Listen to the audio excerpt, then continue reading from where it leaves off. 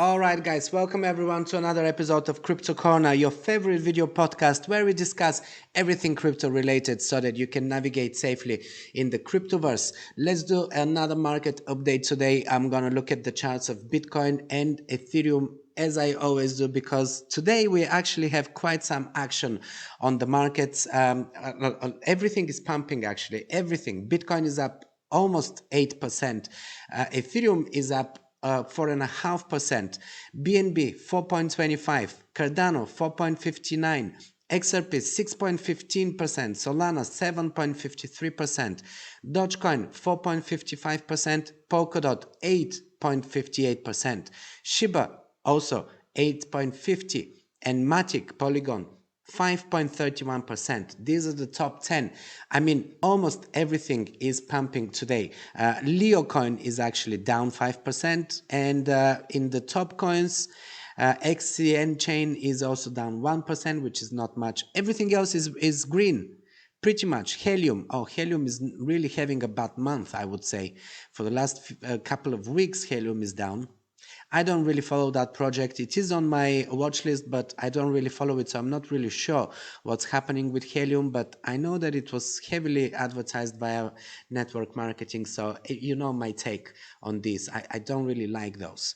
Anyways, if you're wondering why is this sudden pump in the whole crypto market, it is because of this. This is the Dixie, this is the dollar index, and the dollar index today in the last 24 hours has printed this significant drop. It's coming down to a significant Fibonacci support level, which I expect that it's going to get stopped here and most likely consolidate. But if we are, not we, if the Dixie is, we are crypto, this is the dollar. So if they, if the dollar people are feeling bearish today and decides to actually push it even lower, then we will see an even higher Bitcoin, Ethereum, and everything else. You know, the crypto market is going to perform really well if the Dixie starts doing a proper correction. For the moment, we just see a pullback. Mind you, quite a significant pullback. When it first did this red candle here is when Bitcoin jumped, and after that it consolidated. Let me see, is this the daily?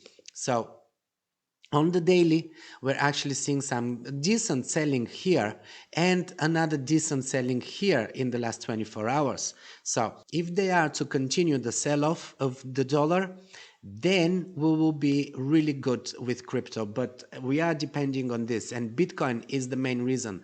That Bitcoin is driving the whole market. This is why Bitcoin is today significantly up, and all the rest of the crypto market is up with it.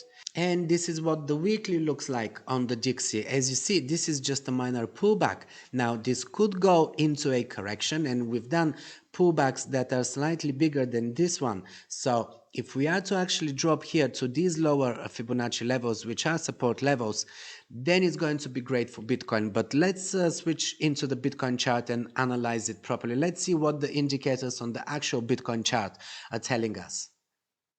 Okay, so let's start with the daily, of course. We see this really nice pump today. We are really entering my ideal sell zone. You know, this is my sell zone. I charted this previously. And also, these are two actually resistance levels here that my sell zone is in. The first resistance is the one that we are challenging right now. I expect that with all the velocity, all the momentum that we have already gained, we will break above this resistance line, and we are going to go for the second one. The second resistance line currently coincides, overlaps with the 50th daily moving average, something that I expected, and this is why I'm expecting right now this to be the rejection. This here is going to be at 21,500, and it's almost 21,600 in fact. This is the level that most likely we are going to find the strongest resistance and get rejected from there. The first resistance at 20,800 is, or 20,900 I should say, is the one that is easier for us to achieve. Are we going to get there though? This is the question. Let's go on the shorter time frames to find out. On the 12 hour, we see that we are already breaking above the 50th moving average, even though this is not as important as the 50th moving average on the daily. Now we are about to enter the zone. And as we enter the zone, we'll see how we're going to respond. But we see here a stochastic RSI entering the overbought region. And as we move upwards and enter the 21,000 region, most likely we are going to be here in the severe overbought zone. That's why I'm expecting a rejection. Also, we see that the MACDs are looking bullish. They have just crossed on the bullish side and they're going upwards. That's why I'm not expecting that we will drop immediately after we enter the zone. Most likely we are going to make an entrance. We are going to get a bit of a rejection at first and maybe drop down, consolidate even perhaps here until we make that next move and really go for that upper region where we're going to get rejected for sure, and then we're going to fall down again. And we're going to me, this is the most likely scenario, we're going to make another attempt at coming here at the support, first the 20,000 support and perhaps even challenging the 19,500 support, because most likely we will retest that before we make another move on the upside. And at this retest, this is going to be crucial here. At this retest, we could actually break below it. This is what my bearish outlook is. I'm expecting we are going to break below this support again.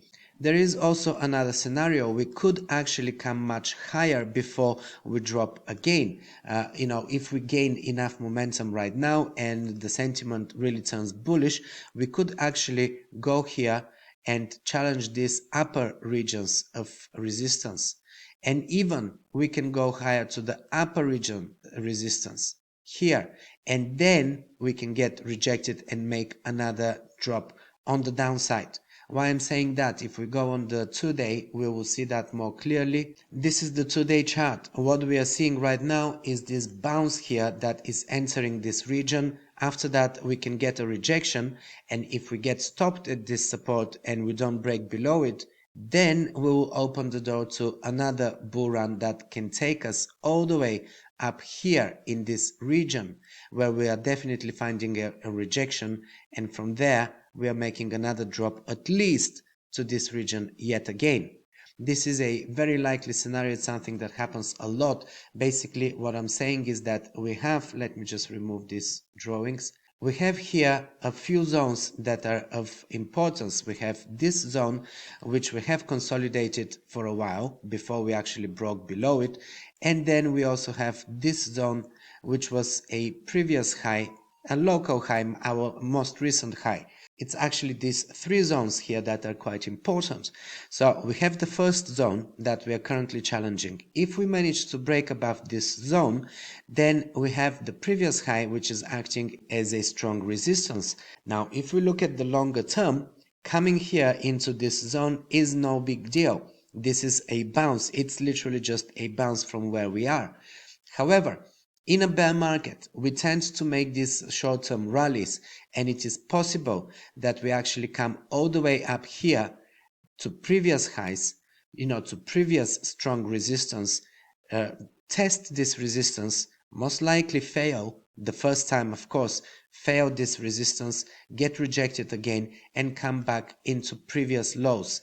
Now, this zone here is not a very strong support. We haven't actually established this as a support. So breaking down from here, coming back into the stronger support region, which is the 20K, is also a very likely scenario. So one way is to actually just get rejected from here, come down to retest support, fail this support, and go on the downside yet again. Second scenario is to first come here, get rejected from this zone, and then drop downwards and finding support here, after which possibly coming even higher into this zone and then get rejected. Quite a few scenarios, all of them involving a short-term pump and a rejection, and then coming down to retest previous support levels. Now let's take a look at Ethereum. Ethereum is not pumping as hard as Bitcoin today. I mean, it's still pumping, but Bitcoin is seeing a much bigger price appreciation than Ethereum. And that is not going to last too long though. I mean, Bitcoin, let's first have a look at Ethereum versus Bitcoin. We are seeing that it's actually making this drop. And as it's making this drop, it's coming to the 9th moving average on the daily, which is usually a support. When the market sentiment is strong, this is acting as a support. Now, breaking below this moving average could actually send us all the way down to the 50th moving average, which is sitting at 0.075. This is in Satoshi because we're looking Ethereum against Bitcoin, right? Now, of course, we don't have to come all the way to the 50th moving average. We could get stopped even before that. Let's just have a quick look. Where do we have support lines here? Support zones. Well, the first one is the one that we are currently at. And then we have a lower support, which is even below. If we break the 9th moving average, we do have a support here at the 0.080. And this is a round number, so it is actually quite a decent support. We do have another lower support, which is sitting at 0.79, and even a lower support at this is the golden Fibonacci ratio, at 0.077. So these are three support lines here that at least the third one is going to hold us. So that's why I'm not expecting us to be going downwards to the 50th moving average. Now, depending how long this takes, if this takes, quite a few days, maybe a week or even longer, then if we are dropping slowly and slowly to this point, we could actually come to this level at the same time as the 50th moving average coincides with that level, which could mean that we are dropping to the 50th moving average. However, I do feel that with the merge coming, and we still have how many days? We still have about a week. We could actually see a short-term pump here in Ether that will take us a little bit higher before we drop to this region.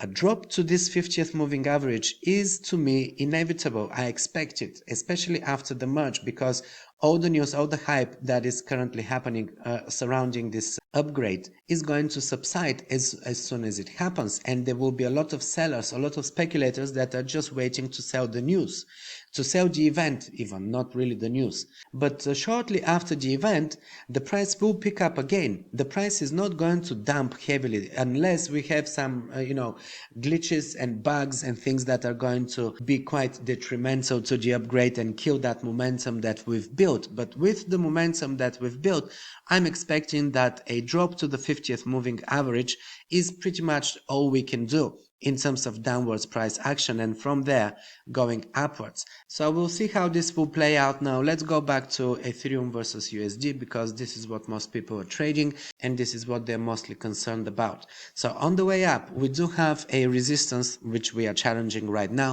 at 1725. This is a region that, as you know, I was expecting and I was really hoping that we come into this region so that I can unload some Ether. Now I'm not rushing into this because I'm seeing that we have quite some potential that we are building here, but make no mistake, we are in the overbought region, in the stochastic RSI, severe overbought region. This is calling for a pullback. The simple RSI is also going for the overbought region. It's not there yet, it is in the middle, it's kind of in neutral territory, but it is going steadily towards the overbought region. So a pullback is going to follow. The question is, how high are we going to come here? Can we actually come even higher, maybe in the 1800 region? Well, let's find out what are the chances. Where are our resistances? Well, actually, they're coinciding with these levels that I've already drawn here, because I have drawn these levels based on my Fibonacci levels previous analysis.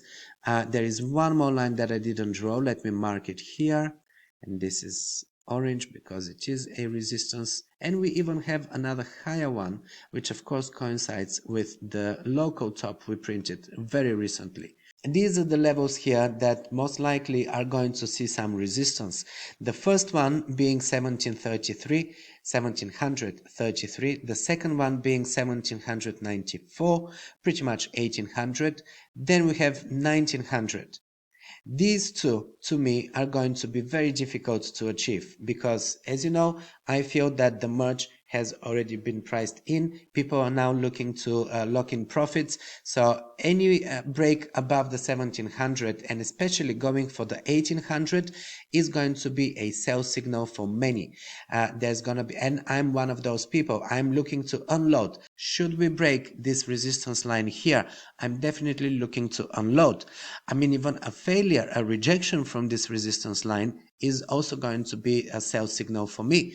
But ideally, I want us to see coming into this region here between 1725 and 1800. Anywhere in that region is a good selling point for me, because I'm expecting a pullback after that, and I will be reaccumulating at the pullback. At the same time, we are actually seeing this bullish cross here in the 9th and the 50th moving average. As you know, these two moving averages on the daily are very important for me.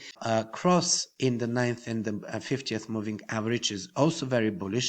The cross when the 9th, the shorter one, is actually crossing above the longer one, and this is what we're looking at right now. So for the longer term, or the medium term, I should say, this is a bullish indication. But for the shorter term, I'm still expecting a pullback. So looking at the 4-hour chart, we are already in the overbought stochastic RSI. The simple RSI is also very close to the overbought region, and the MACDs are also on the high end. They are far apart. So I'm expecting that over the next few hours and, over the next day, they're going to get tighter. They're going to start getting closer together, and they're going to start curve on the downside, just as they did here. This is how, as they get very far apart, sooner or later, they don't really stay far apart for too long, and they start curving, and at least either the red one catches up with the blue one, or the blue one drops and catches with the red one.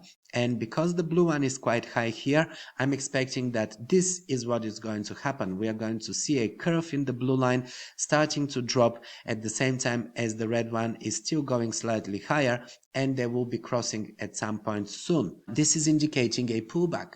The pullback has already started looking at the 4-hour chart, but I'm expecting that we will be able to go a little bit higher before a more substantial pullback.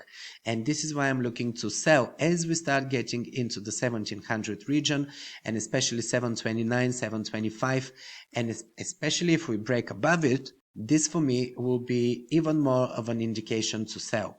So this is what I'm expecting in the shorter term for Ethereum. Let's just look at the weekly so that we can get an even better picture here. Oh, well, the weekly, we are seeing a bearish cross on the stochastic RSI. It is in the overbought region, so that's not looking great for us. And the MACDs, I have printed this bullish cross, and they're still going upwards. But with the merge already happening, and just 5 days from us, I don't really expect these MACDs to be going much higher for too long. I'm actually expecting that we're going to see a curve here in the blue one, and they might just go slightly down or sideways for a little bit before we see another pump on the upside. So in the shorter term, we are looking bullish. I'm expecting a slightly more bullish price action over the next hours and maybe even for the next day or so. And after that, I'm expecting a pullback. Most likely, we are going to enter the 1700 zone, which currently we are failing, but I expect that by the time I even post this video, most likely we'll enter the 1700 zone. And we are going to make an attempt for the 1800, which most likely we're going to get rejected from, and we're going to make a pullback. The pullback taking us back into the 1600 region. Let me just draw this. And as we enter the 1600 region and as we approach the merge, because now we are the 9th, maybe this will happen over the next couple of days. So we're talking 10th, 11th, just a few days away from the merge. I'm not expecting any serious bullish price action in the last few days prior to the merge. So a drop even below the 1600 is another very likely scenario for me. All right, well, this was everything for today's price analysis. I hope this helps you, and if it does, give me the thumbs up, show your support, leave a comment as well, and share this with someone else who would benefit from watching it. Also, don't forget to check out the links in the description below, where I drop the links to all of the crypto services that I'm personally using and that I recommend to you. And while you're here, just pick another one of my videos. I'm gonna see you in the next one.